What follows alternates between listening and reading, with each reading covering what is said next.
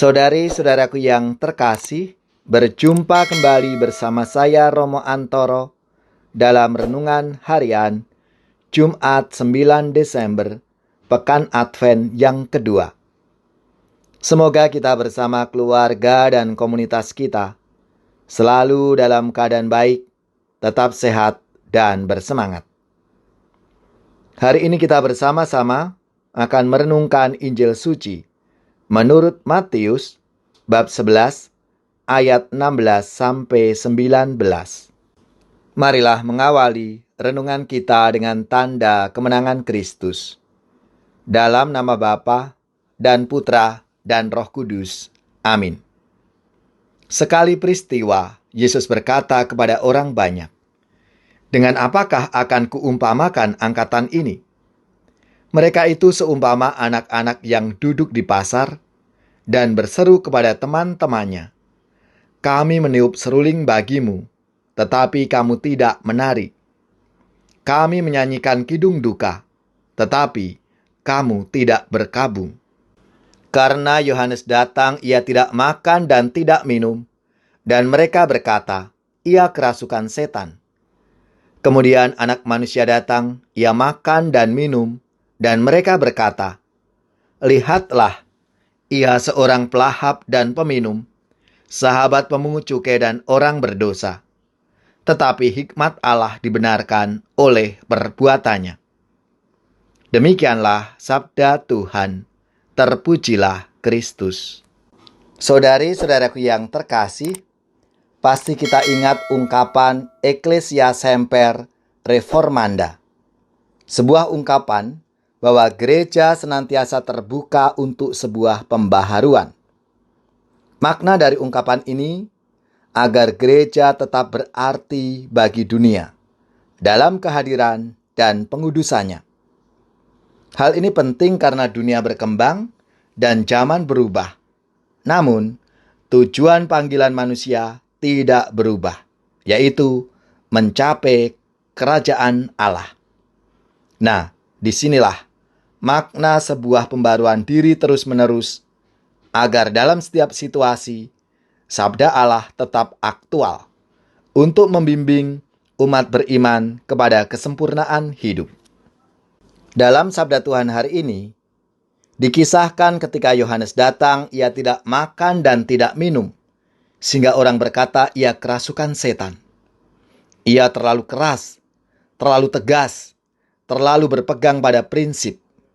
Sementara ketika Anak Manusia datang, ia makan dan minum.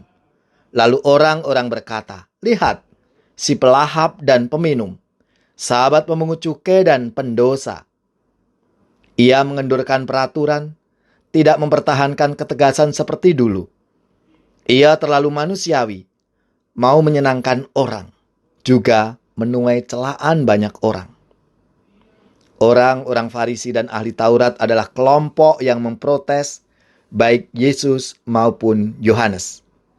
Mereka enggan berubah karena menutup diri, tidak rendah hati, dan tidak mau berkembang.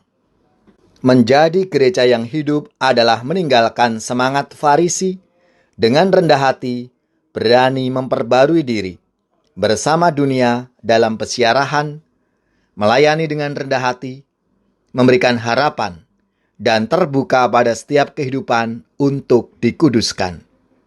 Inilah yang perlu diupayakan oleh gereja.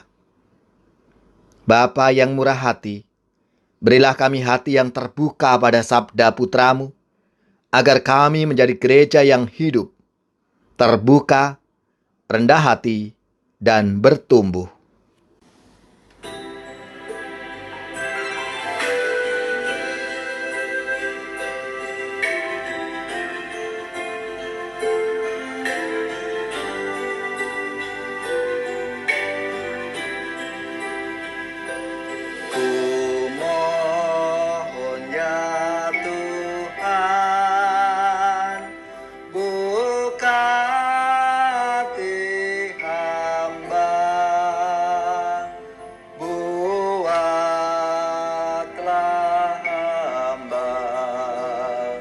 Mampu mendengar sabda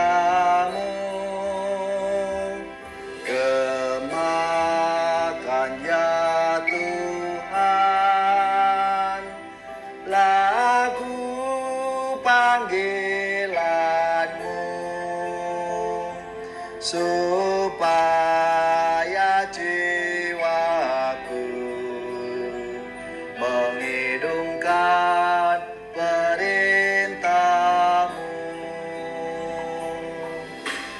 Tiuplah nada sabda sangkakala, supaya umat-Mu melaksanakan sabda-Mu.